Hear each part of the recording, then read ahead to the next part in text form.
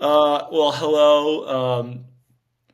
It's Will here, and for whoever's listening to this, I am interviewing the wisest guy I know, which is my dad, Jeron Parkins. And kind of the heart with this is to just kind of create a library of wisdom slash like experience. Actually, maybe Dad, could you just share like a little bit about your story, your background, like what you do now, that sort of stuff, just so people can kind of like you. I obviously like you're obviously the wisest person I know, but random person might just be like, "Who is this guy?" So yeah. Yeah, how far back do you want me to go? I don't. I mean, whatever you like. I would love if you could wrap in some of your testimony stuff. That'd be great. Like, and yeah, whatever you think is important. Hmm. Well, I think yeah. What do you share? My journey was born in Bismarck, North Dakota, in 1970. My parents were doing their life, just living life, going to work, trying to figure life out. I came along later than they expected. They had been trying to have a kid for like 10 years, and God finally brought me. And I know that they were, by that time in their life, they had gone through a lot of tribulation and trial and hardships, and they had some issues in their life that were pretty destructive. They got divorced a few years after I was born, and but I guess my story, just looking at my stuff, I was blessed to be able to go to Sunday school when I was a kid. My parents didn't bring their faith. They didn't have much of a faith, in terms of actively living out their faith in Christ. But they would take me to Sunday school, and that's where I got my worldview. I don't ever remember having any conversations with my dad or my mom about God or about life, in terms of understanding how it works. They were pretty hands off in a lot of ways that I know of. As a kid, you don't pay attention to some of those things, but I don't ever remember long lectures or long talks about God or morals or ethics or anything like that. So what I do remember was just some of the things that was taught. Just the simple act of going to church, the simple act of putting me in Sunday school for a half an hour. That's how I came to grips with reality in my little mind. Who knows what's going through the mind of a 5 year old, but that's where I learned to believe that there was a God. That's where I learned to believe that God was good, that God was loving, that God cared about me. Um, so anyway, fast forward a lot of years after my parents divorced and they got separated. Neither of them, after a time, ever went to church again, and so my journey was never being in the church through my elementary years or through my teen years. Just a very, very, uh, you know, I guess agnostic in a lot of ways. Just the people that I was with and the family that I was part of, God was not part of our daily life, and that idea uh, just didn't enter into conversation or didn't factor into decisions. Or that's how I grew up. Just very, very much living from uh, whatever was happening. We learned to live with chaos, learned to live with a lot of very, very, very impoverished. The trailer parks we lived in, the different places that we bounced around to. My mom was homeless for a season. We lived in some pretty tough places at times, um, but it was fascinating. I never really had a faith or trust in God. What I knew of God, however, God sovereignly, providentially put it into my head was that He was there and He was alive and He was real. And even though not ever having that reinforced or having that lived out in His example from my parents or other family members, uh, just knowing that was the case, that probably carried me through a lot of, it was really funny or strange or I think it's actually God's hand. The people I was around growing up, a lot of immorality, a lot of behaviors that are destructive. But for whatever reason, when those times came around, when I had all kinds of opportunities to step into those things, I typically did not. Uh, choose to go down those paths. And that played out really well in my life, because so many of the peers that I had in high school, say, or family members, the brokenness, the hurts, the pains, the sorrows, I was able to avoid a lot of that personally. Um, Mm. and I don't know if that was just how God wired me, or maybe there was somewhere in the back of my head a fear of God, or I can't explain it. But nevertheless, I uh, entered high school and was very upset about an uncle's death. I entered high school and very upset about a loved one who cared about me dying from a very painful, destructive cancer. And so I became very angry and bitter. And my some of my friends at that time were LDS; they were Mormon, and I became very antagonistic against them, and mock their faith and mock their religion. And how could you believe in a God that allows these things to happen? You know, the typical way that people lash out in anger at a God they don't believe in, supposedly. That was me. Uh, so I went through high school. Somehow graduated with, straight D's or straight. You know, God got me to that point, because I did not care at all about school. It was totally a waste. It was never. I was never very. I mean, I had enough, I guess, smarts or intuition or academic. I could pass classes, but I would never study for them. Yeah. And that's just, again, the grace of God. So moved to Oregon, had some family members up there that were willing to take me in. I was blessed by that they were Christians, they were believers, they had a strong faith. They were at the point in their life, they all their kids, their kids had grown up and gone, and they wanted, they took not only myself but my mom and my little brother David, and they loved us, they supported us, they platformed us, they gave us a home to live in, Mm. et cetera, et cetera. But then, they started taking me. My mom wouldn't go, and for various reasons, and my brother was too young. But they took me to church, and it was a blessing, in so many ways, to be loved that way. But then there's a whole story there. I know this is getting long already, but No, no, no. This is honestly, if this is all we talk about, this is awesome. I didn't know. I didn't know a lot of this. So. yeah. Um, so we at the same time moved to, it was in Corvallis, Oregon, and so I was in the mode of, I started just working because I needed to do something, and started working in a restaurant. Started working at a place called O'Callahan's Restaurant. I was a dishwasher. I bus tables, but I had a sense that what am I going to do with my life? So I started taking some classes at a community college, local Mm. one there, Lynn Benton Community College in Albany, Oregon. And because I was such a failure at being a student in high school, every one of my classes was remedial, in terms of English or math or what have you. So it was like I was taking classes, but I wasn't getting anywhere in terms of credits.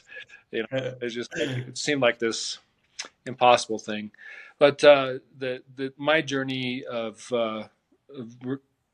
growing in so many ways, it started with the woman who's now my wife, Elizabeth.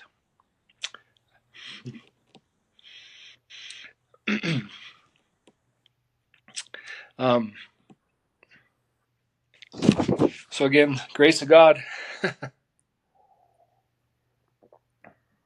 So she was working at the same restaurant, and she came in one day, and I was like, wow, she's beautiful, and I was like, but I did not have any courage. I did not have any. I like to tell people I was probably the shyest person you've ever met.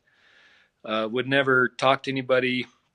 I had my reasons for that. Very, very withdrawn, very standoffish. I was one of those people now that you meet that you start to have a conversation with them, they shut you down, and they put up walls, and that was me. Yeah.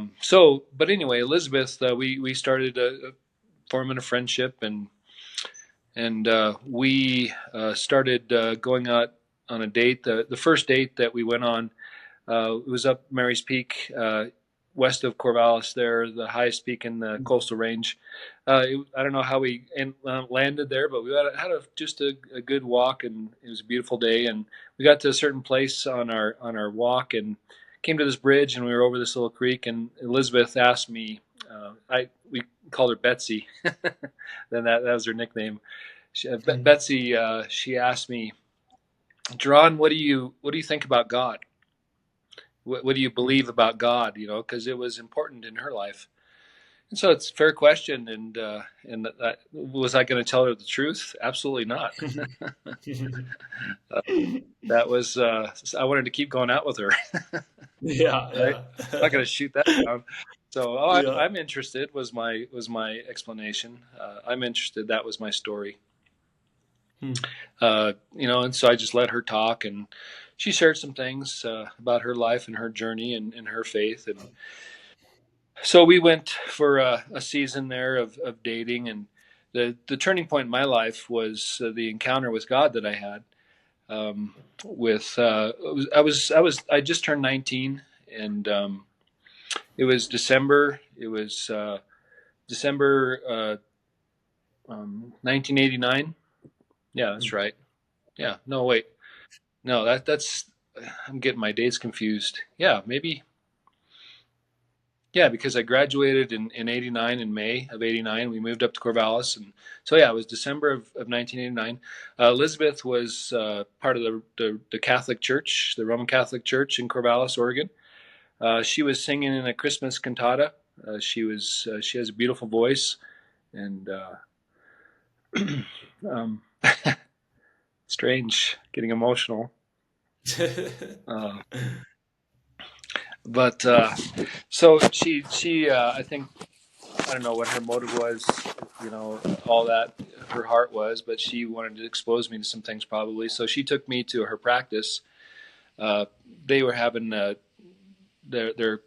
Christmas program was a week or so away, and they were practicing their music, the choir, and there was I was bored out of my mind. We had a date afterwards, and like, what am I doing here? Blah blah blah, and um, I was just wondering, but there was a Bible on the pew next to me, and I kind of remembered back to those days when I was 5 years old, 4 years old, 5 years old, and I hadn't seen a Bible in a long time. Right? It was, but I remember in that little Sunday school class we were part of in Bismarck, North Dakota, they had us open these little Bibles, and it kind of connected. There was this moment of, where maybe maybe there was a time where even that little kid, knowing there was a God, and knowing that He loved me, and knowing that I was safe, just the Bible, just seeing a Bible again, like just the power of that symbol, or that where that took me. But so I opened the Bible, and I started to thumb through it and look through it, and of course I was illiterate. I was biblically illiterate, so I didn't have any kind of a context. How do you even work a Bible? Obviously the different books are there, but I don't know heads or tails. And I'm looking for those stories that a 5-year-old learns. David and Goliath, Jonah and the whale, those kind of stories that are impactful, that are always taught little kids. And I gave up. I threw it down, but the wonderful thing that I came to mind, and I think this was the Holy Spirit reminding me. I had watched a football game. I don't know if it was that day or it was just in the days before, but there was, back in the '80s, there was a guy who would often buy tickets to NFL games or college games, and he would hold up a John 3:16 sign in the end zone. Hmm. Hmm. And there's quite a backstory with that, because I think he had some mental issues, but his hope was found in Jesus Christ. He was later arrested for kidnapping somebody, and just, Shouldn't have added that part. It's less like, yeah. oh. His title, he's known. You can look on ESPN. He's got the title of Rainbow Man. Oh, okay. Oh, that was your profile picture for a little, Yeah, yeah, right? yeah. Yeah. Because Okay. no matter how weak he was in the flesh, no matter how broken he was still, and the worldly habits, the worldly ways he lived, his hope was in Christ. And he wanted Mhm. others to know the hope that he had. And yeah, and that's acceptable. But it was his deal was he wanted people to so badly come to Christ that he actually kidnapped somebody till they would believe. New evangelism method. Yeah. So anyway, he went to jail for that, but that was it was like one of those moments like, oh, I'd never heard of John 3:16 before. Here I am Yeah. 19 and just not any idea about why would he do that? What's that? So I realized I could tell it was a Bible verse. I Hmm. wasn't that illiterate, but so found the book of John, found the chapter and verse, and when I read it, God just immediately showed up, and my heart melted, my anger melted, my Hmm. bitterness, because the again, so much goes into that. My story of wondering if I was loved, if I was lovable. The story of some of my anger, my bitterness towards the God I thought I knew. How could he let my uncle die, in such a dramatic way? Like in the absence of my dad, he really took that role, and just so frustrated by his the way he died and everything like that. And so I read, John 3:16, for God so loved the world that he gave his only begotten son, that whoever believes in him shall not perish, but have everlasting life. I read that, and that first part, God so loved, it just shattered. It just broke. I realized that God loved my uncle more than I ever could. I realized that God loved me in a way that I had never and the proof of it was he gave his only son. There was a coming after, there was a pursuit, there was a sacrifice given for people like me. And it just shifted everything that God would. It took me a while to understand the whole redemptive, Yeah. the act, Yeah. the atoning sacrifice, etc. That some of the Same. theological language we use for that, but it was so clear to me that I was loved, and I think the Holy Spirit was working there, obviously, to break through, and God set me up to read that verse. Mm. It's just that was the turning point in my life, and I was never a super. Always a sinner, but it wasn't like I had this,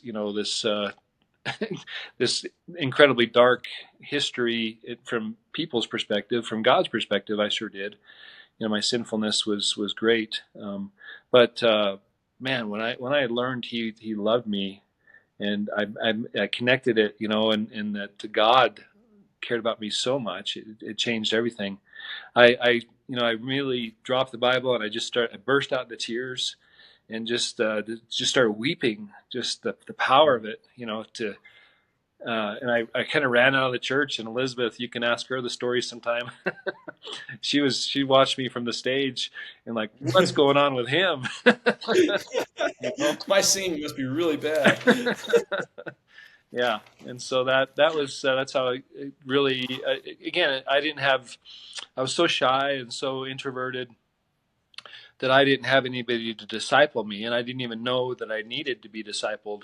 I didn't Mm. have anybody. So, but I processed it with a little bit with Elizabeth, and we talked about faith, and we talked about God, and that's what I needed. And so anyway, some of my things that God put into me kind of kicked in, and I really started. The Bible was the mechanism or the means by which I connected with God initially, and so I became somebody that's very hungry for the scriptures, and I read the Bible really quick. I got through it Mm. really fast because I wanted to learn more, and then I read it again, and over the course of months, it just became a habit in my life, and just then I learned how to pray. I just not again, I didn't have anybody teach me, but I was going to church, and I had some relatives in my life that were Christian, so I watched them and I kind of stepped into that rhythm of life and that rhythm of faith, um, to a degree. So, uh, you know, that's kind of the launching point. A lot happens, of course, in those seasons. Yeah. But that's maybe that our next conversation. Maybe that'll be talking about like the one question about what I recommend somebody in their 20s, Yeah. and or spiritual life, or how do you those tips of how to live vocationally. Boy, that stuff just kind of lined up for me in a lot of ways, and Mm. trial and error, of course, but and learning experiences, but God had a hold of me, and I had a hope, and I had a belief that I wasn't alone anymore, and I knew I was valued, and I had worth now, and boy, those kind of things change everything. And Elizabeth and I's relationship, it had its ups and downs, and we broke up for a season. We weren't together for some 9 months, and before we were reunited, but that was all good, and part of the plan, and part of the process. But Mm. That's really encouraging. Like, there are a couple things that really like stood out to me as you were talking. One was, some people get real, but like the generational sin, like it's super encouraging to hear, about your family and the way and how God just like got a hold of your life and completely like, and not only for you, but like now my kids are like in church every week and like Lily's talking about the gospel because of what God did with you, like coming from your background and like just God's how he like resets whole generations amen. through what he can do in one person's life. Like it's so encouraging. And then also like the God using anybody, like the kidnapper. Like obviously you and me, but also the kidnapper, like that literally like you don't know the things that you're doing that feel like super minor seeds or like no big deal. Like there might be somebody like I mean again, like my kids might come to faith because of that guy.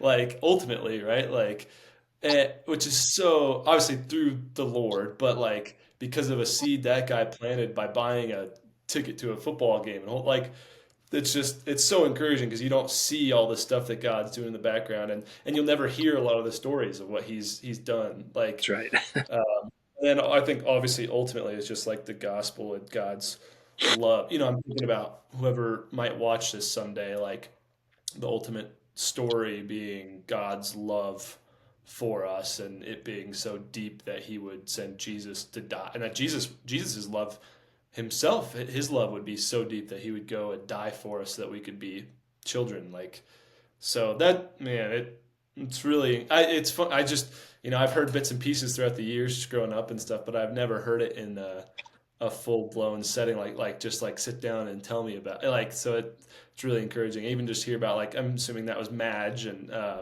like in Oregon and just like even some of the spiritual elements there of like the power of hospitality and Hmm. like as it comes to sowing seeds for Christ and so that's super encouraging. But yeah, so I think that would be good. Like a good next one is kind of getting into okay, I've been saved now. I'm trying to figure out life a little bit and vocation because obviously we don't vocation doesn't always feel so spiritual so we don't talk about it a lot but it's like a major part of our life like our labor and what we do and so that's something I would really like for you to talk about next time and anyway so any closing thoughts that was awesome I appreciate that so much. No, I do think about some Christians they don't have that generational perspective, or they don't see how their act affects others. But like Vern and Madge, their love really set the table for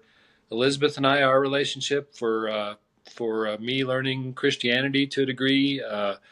They and just even their view of long term, like they invested in you guys with that college fund to a degree, but they did that with I don't know, another 10 kids or so that were part of their life where Wow. they really wanted to see the next generation blessed, and so not just spiritually, but holistically their life. So they had that vision that wasn't about them. It was they had a hope that in Jesus. They had a hope in heaven, and they really lived their life. As far as I could tell, when I knew them, that it was about others, and yeah, even just hospitality, just simple hospitality. What a blessing that is. Yeah, Um, yeah. absolutely.